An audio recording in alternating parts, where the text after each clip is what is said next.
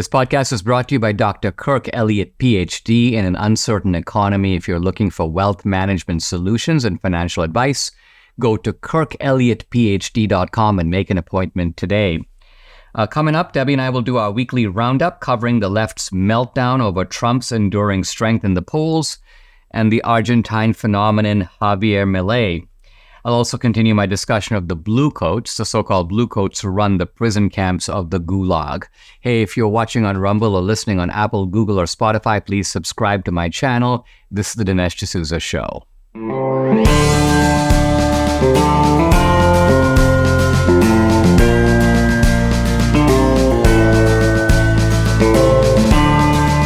America needs this voice. The times are crazy. In a time of confusion, division, and lies, we need a brave voice of reason, understanding, and truth. This is the Dinesh D'Souza Podcast.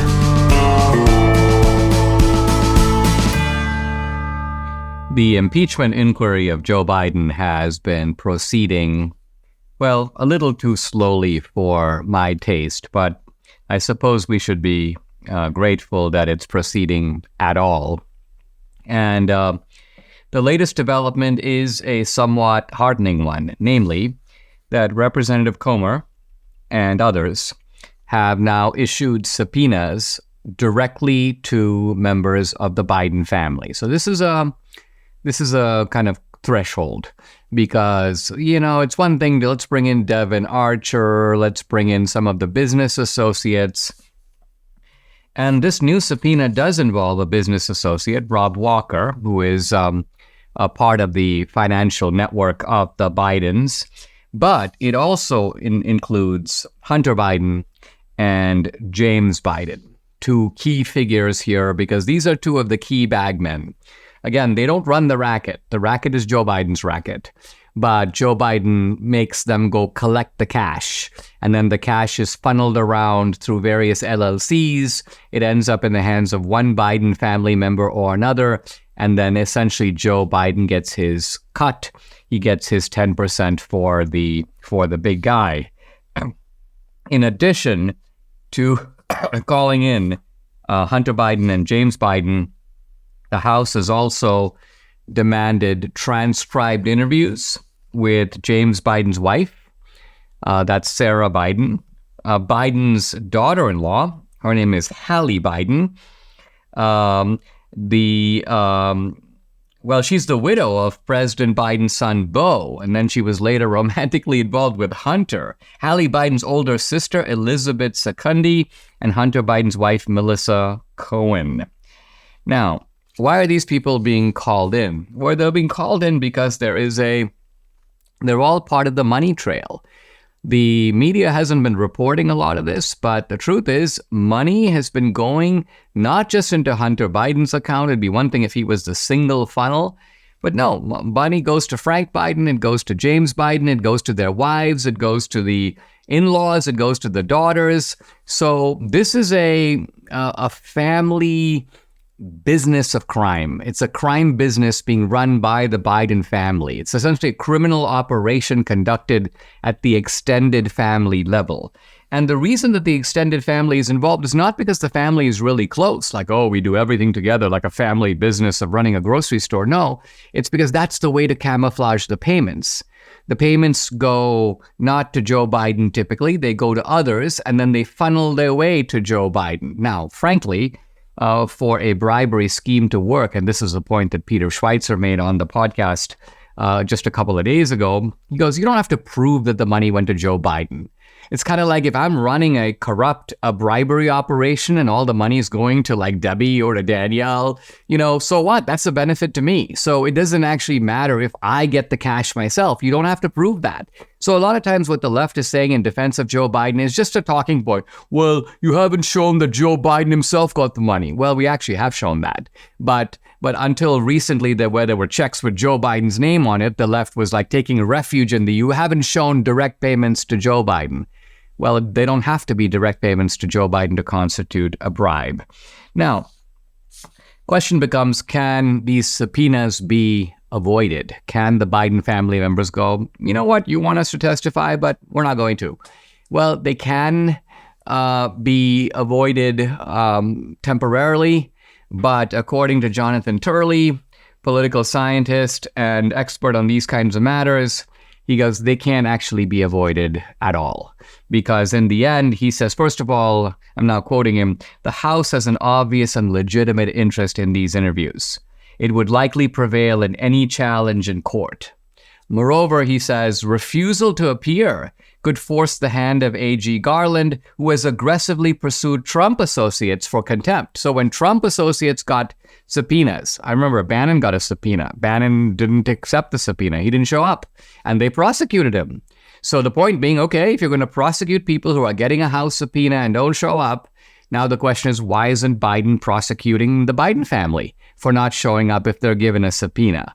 So it's going to be really interesting. They're not going to want to show up because the money trail is already established.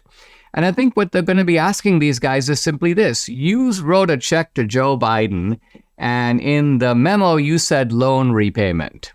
Where's the loan? When did Joe Biden give you this original $200,000 that you were supposedly paying back? Produce the evidence of it. Did you sign an IOU in which, for example, he gave you the money, you agreed to pay it back either for no interest or a small amount of interest? Where's that document? And if there's no such document, and if there's no money trail, then there wasn't an original loan. And if there wasn't an original loan, then there's no repayment of the non-loan. And the money was obviously being given to Joe Biden for some other reason. Well, what other reason? Except this is bribery money. We've been collecting it as a family, but obviously you want your share, and here it is. And we're disguising that by writing a misleadingly loan payment. So if the check ever surfaces, we can pretend it was the repayment of a loan, but there was no such loan. So all of this is now going center stage. And I am glad that they are pursuing it with a kind of dogged determination. It may be a little too slow for my taste, but I am impressed with the clarity and thoroughness with which they're moving forward. I had Dr. Kirk Elliott on my podcast, about a week ago. I hope that you enjoyed his insights into the global as well as the U.S. economy. During times of economic uncertainty and upheaval, it's crucial to have a reliable source of financial guidance and insight. That's where Dr. Kirk Elliott, PhD, and his esteemed wealth management advisory firm come into play. Dr. Elliott has distinguished himself with 2 PhDs in economics and theology. He's built a reputation in expert financial solutions tailored to your unique needs. His firm specializes in wealth management, offering a comprehensive array of services to protect and grow your assets in an ever-changing world. In an environment that's economically volatile, shifting political landscape, finding a trusted partner during these times is essential. Dr. Elliott's firm employs cutting-edge strategies and an understanding of the markets to guide you toward financial success. So go to KirkElliottPhD.com. That's Elliott with 2 L's and 2 T's. KirkElliottPhD.com/Dinesh. Book an appointment. They'll walk you through their process about investing. That's KirkElliottPhD.com/Dinesh. Or you can call or text. Here's the number, 720-605-3900. Again, it's 720-605-3900. I want to talk about a very interesting article in a quite obscure site called Honest Reporting. So Honest Reporting is a site that does investigative journalism, but with a focus on the Middle East. And Honest Reporting, the journalists for Honest Reporting, were reviewing the footage of the Hamas attacks on Israel, and they noticed something very interesting, which is that there were apparently reporters for AP, for CNN, for the New York Times, and for Reuters embedded with Hamas. So what does that mean? Well, what it means is that when Hamas was carrying out these attacks, these journalists went along with them. They accompanied the terrorists. And the reason you know that is they got footage that you could only have gotten by being there. They got footage from the attacks themselves, which means that they were tipped off to the attacks. they were, in a sense, part of the attacks because they were going with the Hamas fighters. They didn't tell anybody that Hamas was about to launch an attack. They certainly didn't notify the police. They certainly didn't notify Israel. They were there to, quote, cover the attacks, but they must have known about the attacks either in advance or at the time that the attacks were occurring because they were there. They were part of the invading force. And then, of course, there appears all this footage. And so here you have something very interesting, which is to say you've got Western journalists, by the way, most of them themselves Muslim, but working for AP, working for CNN, working for New York Times. And what this site called Honest Reporting does is they look at the bylines. They look and see who are the photographers, who are the videographers, who are the writers, and they name them. So, for example, for AP, they give photo credits to Hassan Elia, Youssef Masood, Ali Mahmoud, and Hatem Ali. These 4 guys were on the scene. Now, here's the question. Are they part of Hamas? Probably not.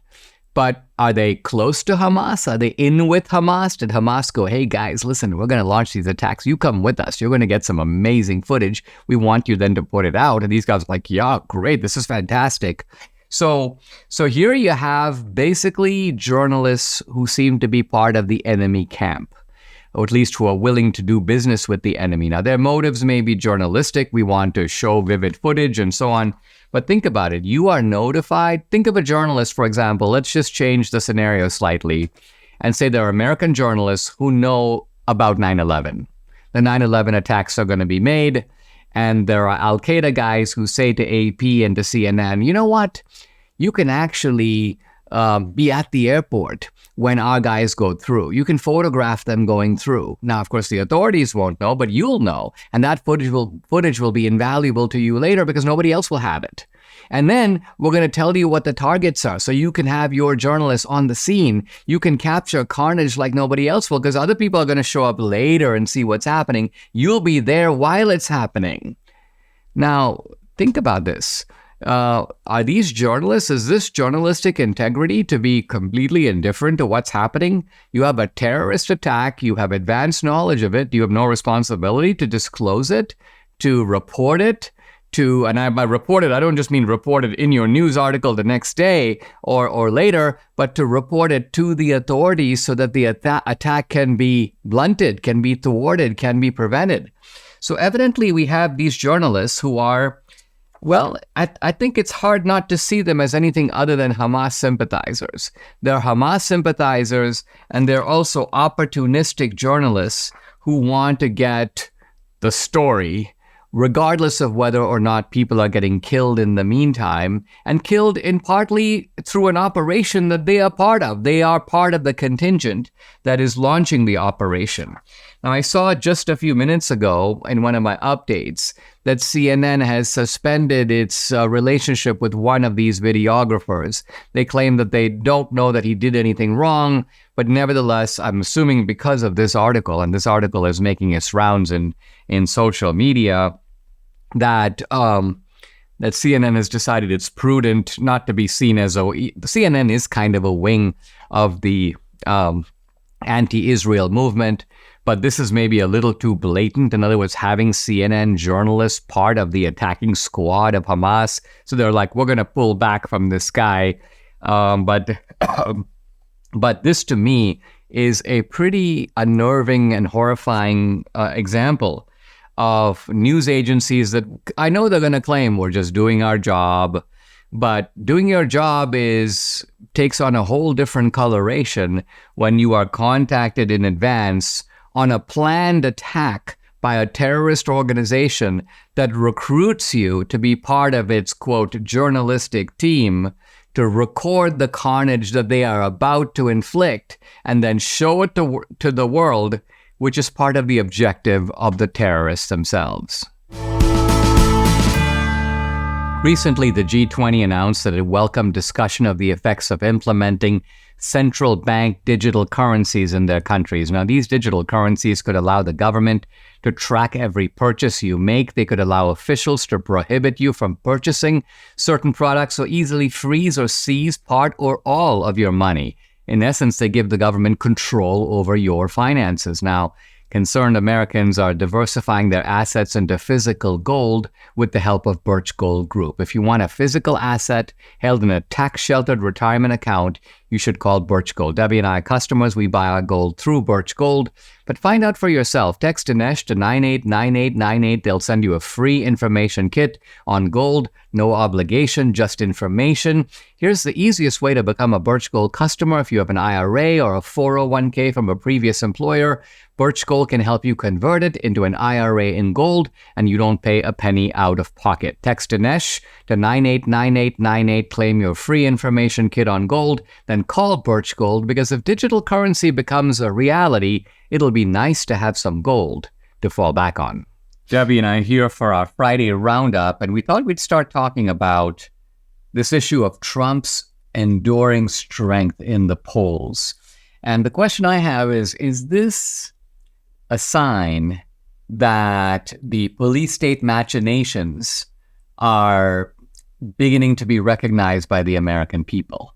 Because for Trump to be winning in these swing states is a way of saying that there are independents who are sort of opening their eyes to the fact that something is amiss. And let's remember that our police state has a massive media fortification. All the stuff we talk about, I talk about in the podcast about the House Oversight Committee did this, they did that, they discovered this check going straight to Joe Biden. No coverage in the New York Times, no coverage in the Washington Post, no coverage on CBS. So there's a whole swath of Americans who don't even know this is even happening. Their media is lying to them, lying here by omission. Just, we won't touch that. We won't cover it. And remember, this is the same media, by the way, that was willing to cover every rumor about Trump. Trump was peeing on some guy in a hotel room in Moscow. Complete fabrication, but nevertheless, wall-to-wall coverage.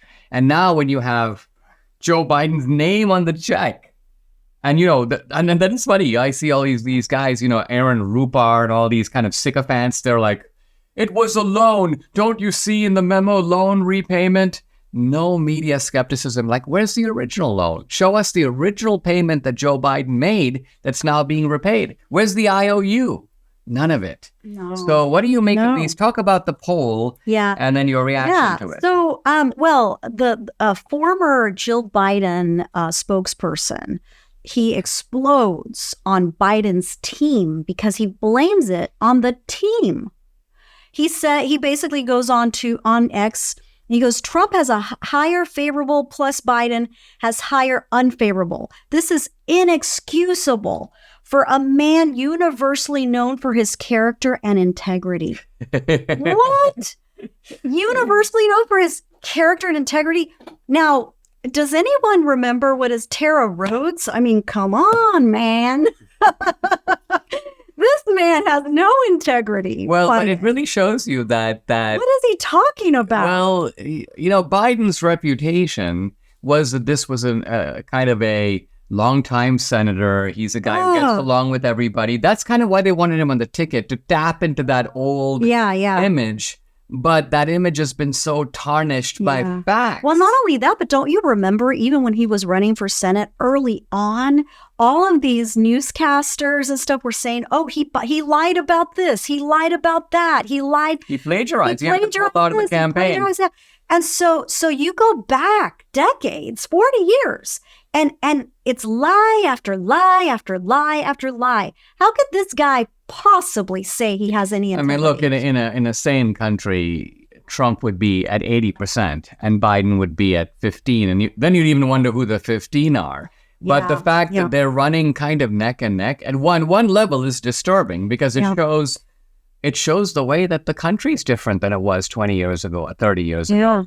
Our job is more difficult. Because the country is hanging far more in the balance. Yeah. But it is at least encouraging that Trump seems to be pushing ahead. First of all, I don't believe in polls. Okay, Yeah, I just don't. Right. I think that everybody gets super excited. Oh, he's ahead in the polls. And then what happens? Oh, he lost by, however. I don't believe in polls. But that being said, I do think that if CNN is reporting this, they're up to something. Yeah. I don't trust them. I don't trust the media.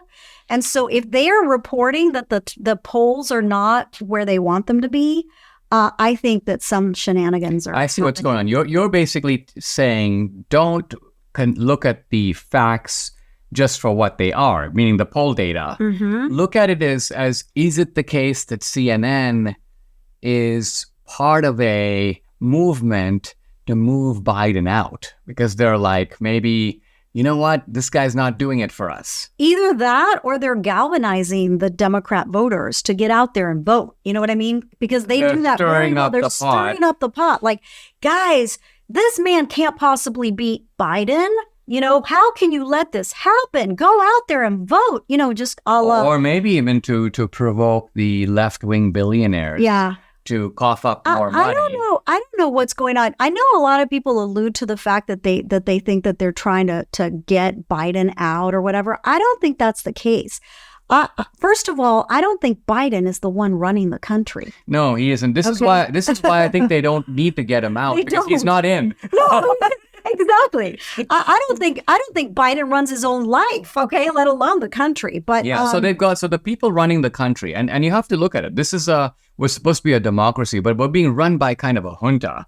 And Biden is their man. He's their front man. Right. And they like it that way. Think of it. If they get somebody else, if they let's even say they get Newsom's going to want to make decisions. Right. They don't want a real president. They've got a setup right now that works beautifully for them. Yeah. And they would like to keep it going for 4 years. Oh, absolutely. Oh, and if not longer. If not longer. Debbie and I made a New Year's resolution to lose weight, and thankfully PhD Weight Loss came to our rescue, not just in losing the weight, but keeping the weight off. Debbie's lost 24 pounds, I've lost 27. We've kept it off, we're both on maintenance.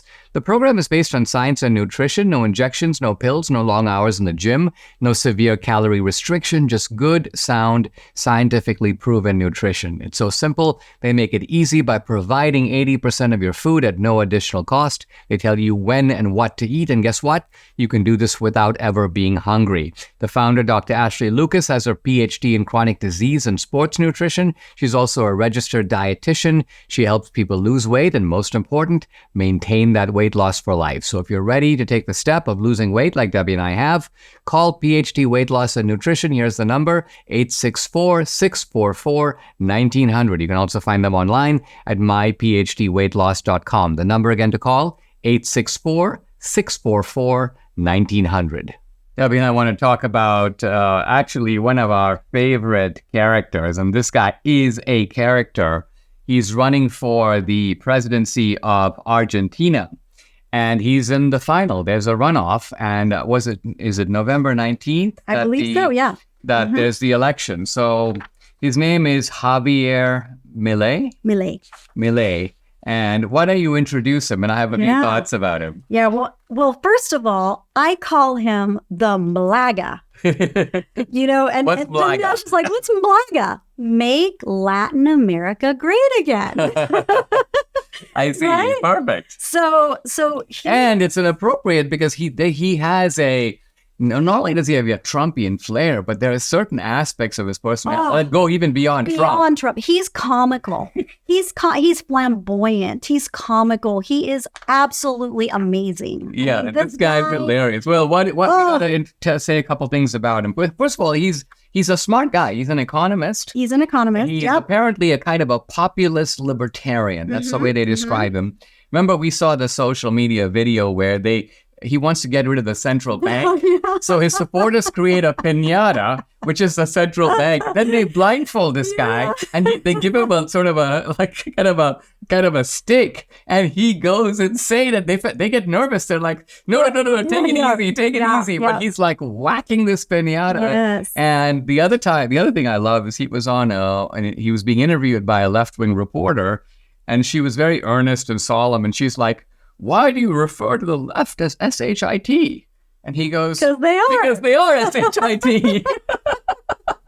He goes off on the left like nobody does in South America. I mean, as you Right. know, South America is a stronghold for communism and socialism. It has been, yeah. Marxism. Yep. And he is going after the status quo. He's going against it. He is basically saying, I'm going to turn Latin America great again. I'm going to turn Argentina great again because, as you know, it's been an economic disaster. Well, Argentina is like Venezuela in the Yeah. sense that Argentina was a very rich country. If you go to the turn of the 19th century, the beginning of the 20th century, Argentina was one of the fastest growing countries in the world.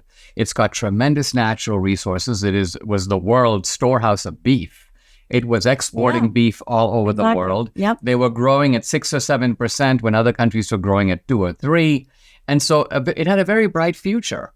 But what they've done is really what Biden's been doing in the United States, massive overspending, getting into debt. Now they have 100% inflation. Yeah. And 100% inflation basically means that prices double every year. Yeah. Think about that. Yeah. You buy a car, Yeah. next year the price doubles, and the next year it doubles over that. Mm-hmm. So this is you're now an economy in Crazyville. Yeah. And I think Argentinians know there's a real problem. They do, but the socialists are trying to stop him, right? They're saying that he's a danger to democracy. I mean, It's a danger to doesn't that sound familiar? Yeah. Right? How are you a danger to democracy when you're trying You're to trying win to fix it. and you're running as a populist to get the popular vote to legitimately install you as the president? How are you Yeah. a danger to democracy? I don't Yeah. understand. Yeah. It doesn't make any So sense. and he's someone also that is against the Chinese influence. He's against the Iranian influence down there. He's really going head to head with these Marxist, socialist, communists. Well, the reason he's being attacked in Europe, is because he's an anti-globalist. Right, that He's too. against the Yeah. World Economic Forum. He's against the UN. He doesn't want to give up Argentinian sovereignty. Yeah. And so they're treating him as if he's a danger. He's not a danger to democracy. He's a danger to To them. He's a danger to Yeah, to them. their system of regimented control Yeah. Yeah. and subordination to international institutions. Yeah, no, he's really a good guy. But I always because of the pessimist in me, I always think he's too good. This is too good of a thing. You know what I mean? Well, you thought that about Georgia Meloni in Italy, Yeah, and she made it. I did. I was very surprised, pleasantly, but So the guy running against him is Sergio Massa, who is apparently the coalition candidate of the ruling party. Mhm. He too is an economist, but a left-wing economist. Mhm. And there was initially a multi-candidate election. Now, admittedly, our guy, Milei, only got 30%. 30%. The other guy got like 35%, but there was a third man who was a conservative in the race. So if we manage to get, if Argentina manages to get those votes, Milei gets those votes, he can possibly win. He should win. I think that's why they're scared of him. Yeah. It's because in the runoff, he's going to be stronger, probably. Yeah. But as, by the way, was the case also in Brazil. In Brazil, the Bolsonaro he was far behind in the polls, but in the runoff, he came extremely close. Yeah, yeah. I hope this guy makes it. I mean, Yeah. certainly for Argentina's sake, for Latin America's sake. Yeah. No, we need Malaga. We need Malaga. Let's hope that Javier Milei can deliver it. Absolutely. Mike Lindell keeps on introducing great deals. He's now featuring the new MyPillow My Towels. Save 50% off on the 6-piece towel set. Regular price $59.96, but now, for a limited time, only $29.98 with promo code Dinesh. Debbie and I love these MyPillow My Towels. We have them all over the house. We like them for ourselves, but we also love to give them as Christmas presents. So there's an idea for you.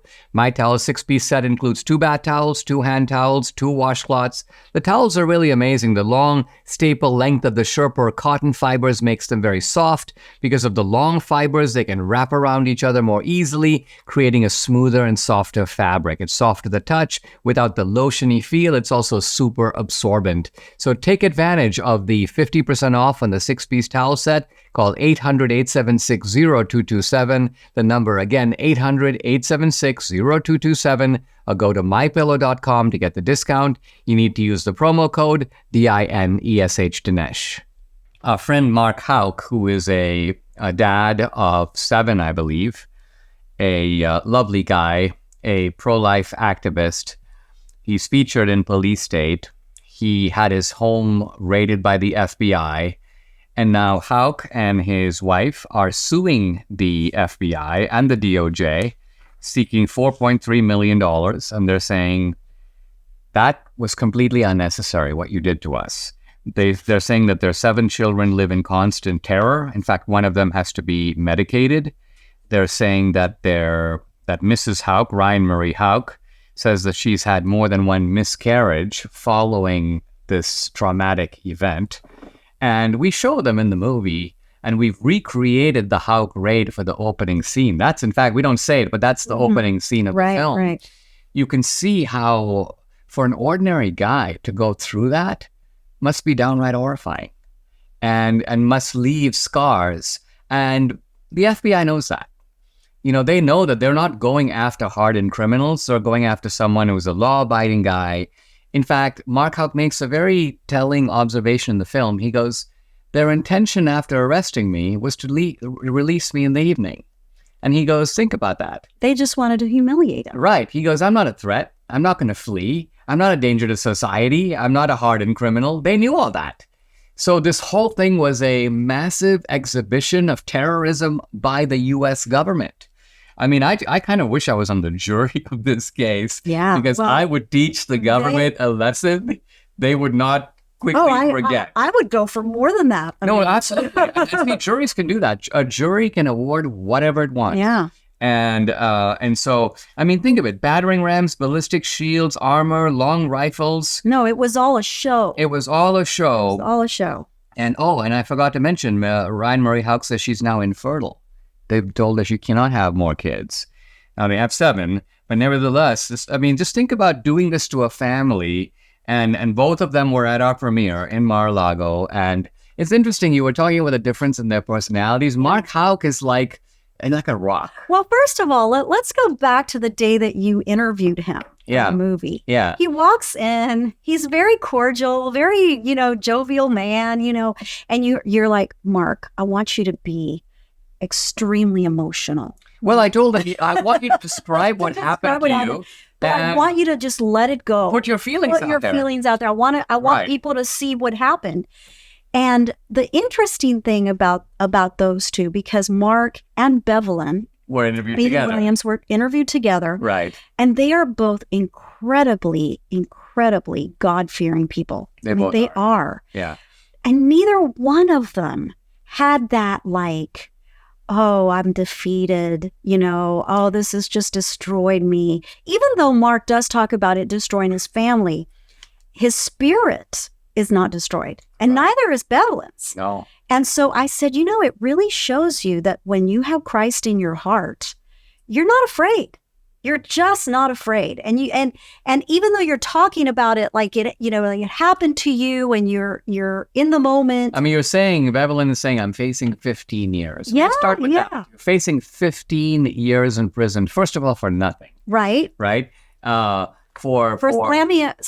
accidentally slamming someone's. She didn't. I don't think she slammed the door. She didn't, but they claimed. She did. Yeah. So anyway, but it's just incredible. And so Mark was extremely. He was just like, yeah, that's right. This happened, but you know what?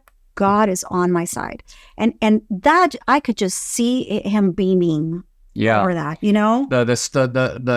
The moral strength is really noticeable. Was remarkable. Now, it's interesting that Mark Houck's lawyer went to the government. He knew about the FACE Act. That's how we got the footage. Yes, we did. We got the footage from the lawyer. But he went to the FBI and he said, listen, you don't need to raid the house. If you plan on arresting Mark Houck, contact my office. I will bring him in. So this is the key. Exactly right. They offered to come in voluntarily and surrender. But the FBI didn't want that. They wanted the shock and awe. They wanted to terrorize the family.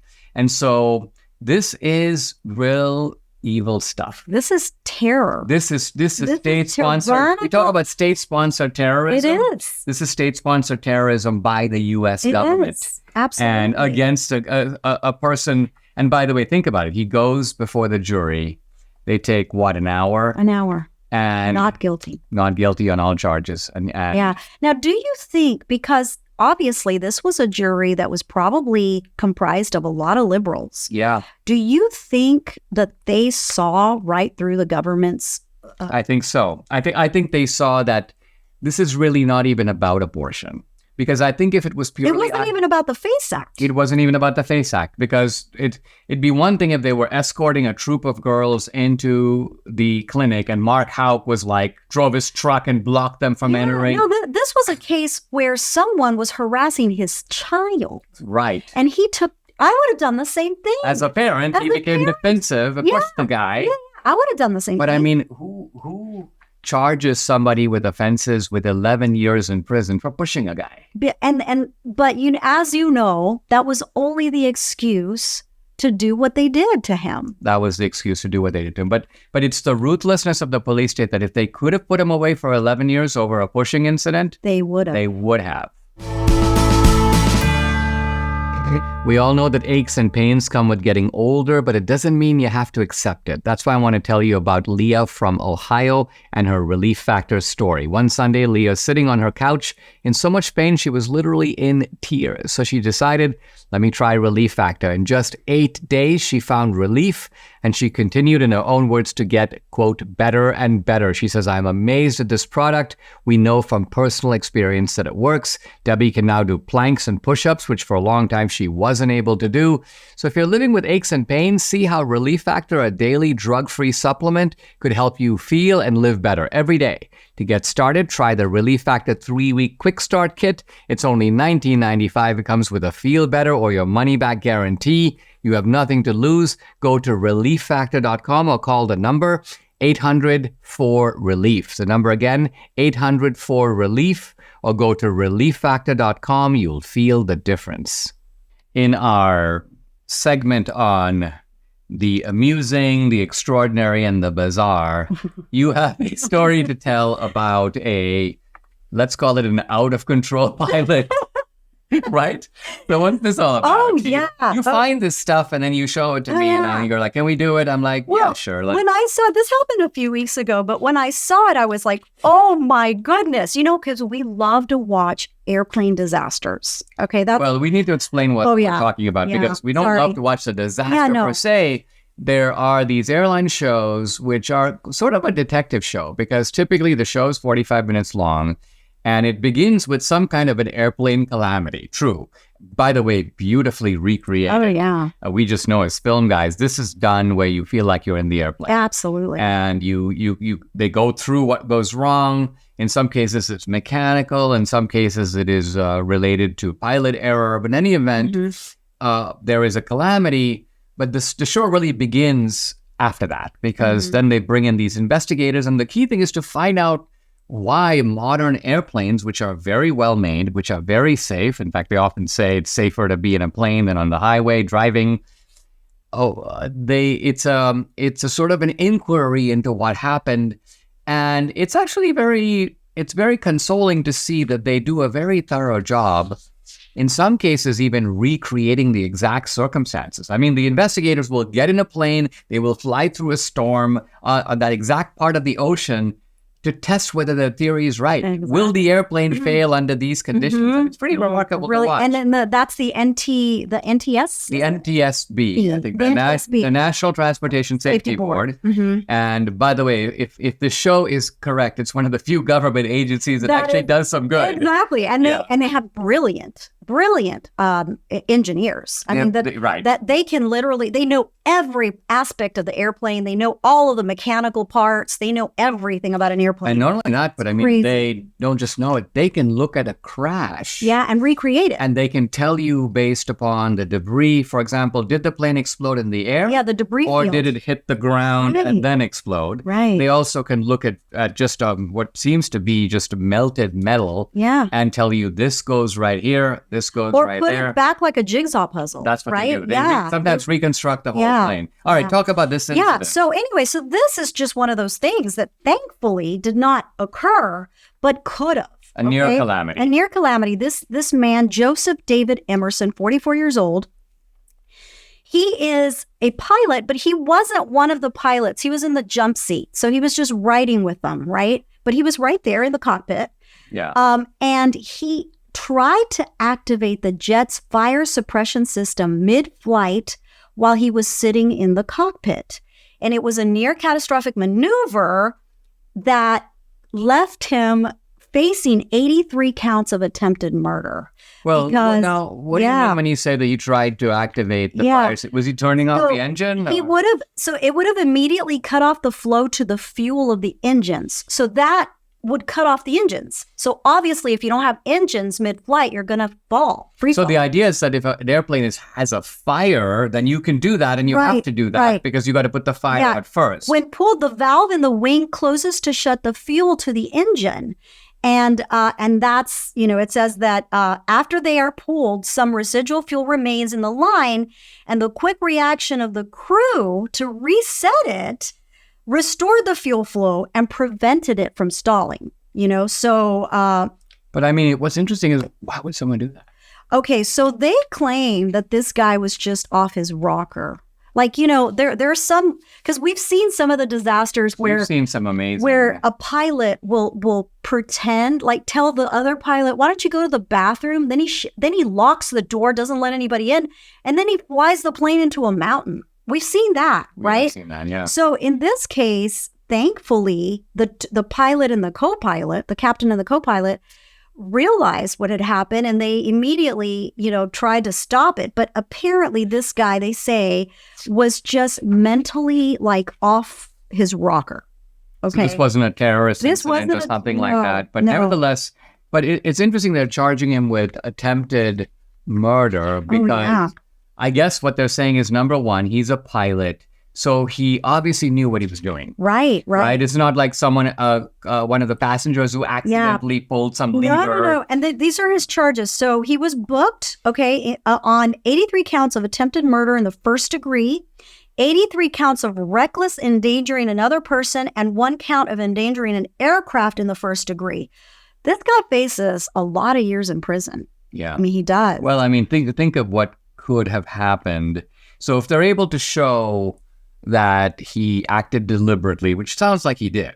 I mean, he might have been deranged, but deranged people can act deliberately. Yeah, but I mean, look at deranged people that do mass shootings and then they shoot themselves or they kill themselves because they want to take everybody out. They want to go out, but they want to take everybody out with them. And that's kind of what this guy was doing. Yeah.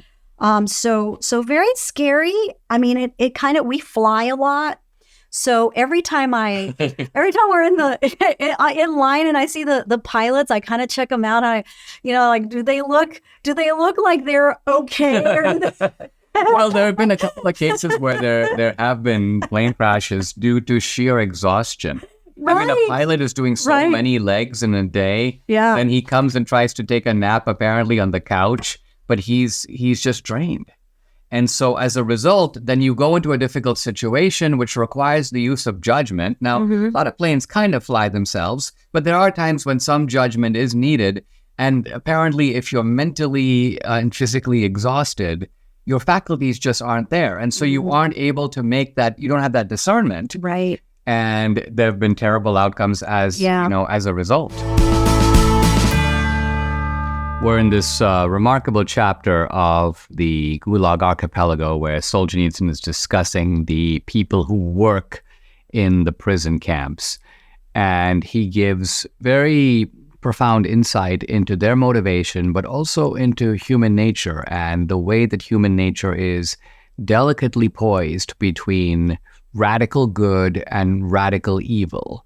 And at the same time, while he shows that, he emphasizes that it's not a simple matter of some human beings are on the side of the angels, other human beings turn themselves into devils. He says that human nature itself has a mixture of both. And so it's a matter of which side we choose to align with, sometimes on a given occasion. Sometimes people who are decent in some aspects of their lives are extremely indecent in others. And then there are other people who are indecent through and through. So he's pointing out to the kind of dual nature of human beings and the kind of moral landscape that governs every human life. Very fascinating stuff. It rises above the specifics of the Soviet Gulag, and it's talking to all people at all times. Now, here's Solzhenitsyn who are talking about the prison camp guards, the prison camp interrogators, and he says, excluded by the nature of their work and by deliberate choice from the higher sphere of human existence, he goes, the servitors of the Blue Institution, the so-called blue caps, live in a lower sphere with all the greater intensity and avidity.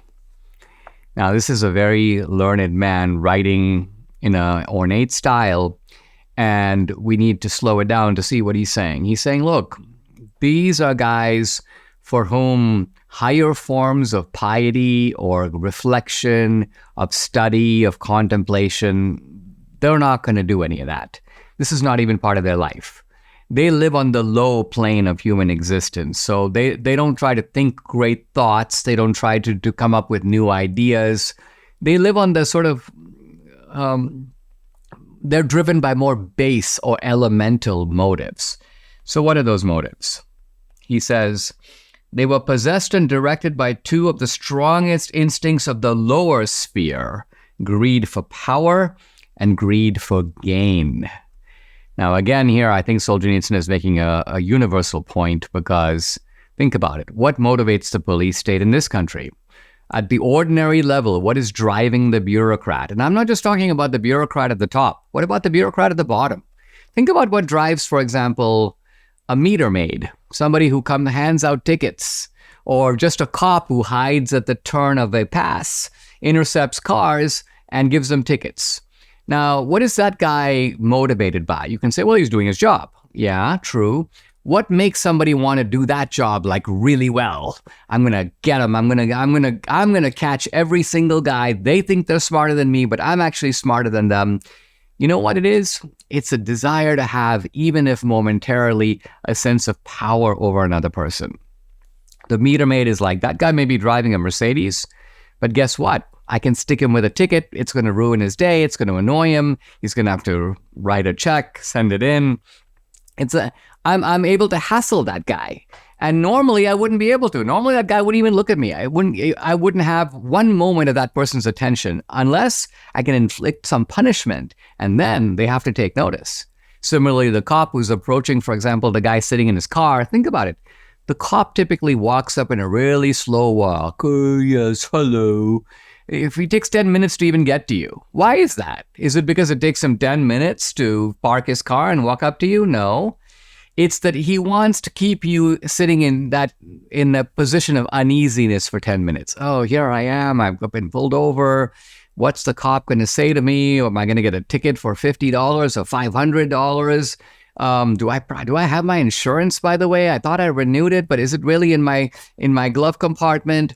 All of this is going through your mind. And then the cop comes to talk to you. And before he even says anything, like your Adam's apple goes up and down your throat. Why? Because you're just a little bit nervous. And the cop knows that. And the cop is like, yeah, that's why I became a cop. In other words, part of the sense of power over you is what motivates the bureaucratic establishment. Now, in many circumstances, that kind of power is relatively benign. It's power at the service of some legitimate government objective. But here Solzhenitsyn says when you're dealing with a police state, that power can be unleashed in terrifying ways. He goes on to say, power is a poison well known for thousands of years. If only no one were ever to acquire material power over others. This is Solzhenitsyn being a little utopian. Wouldn't it be nice to have a society where people just didn't exercise that kind of the power to control, to brutalize?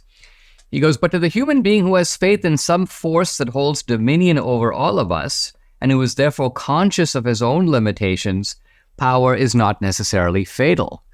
Very interesting observation. If you believe in a higher power, then God is sovereign over all of us. Then even if you have temporary power over some other guy, you're not ultimately who's in charge. So in that situation, says Solzhenitsyn, it's not necessarily fatal. For those, however, who are unaware of any higher sphere, it is a deadly poison. For them, he says, there is no antidote. Subscribe to the Dinesh D'Souza podcast on Apple, Google, and Spotify, or watch on Rumble, YouTube, and SalemNow.com.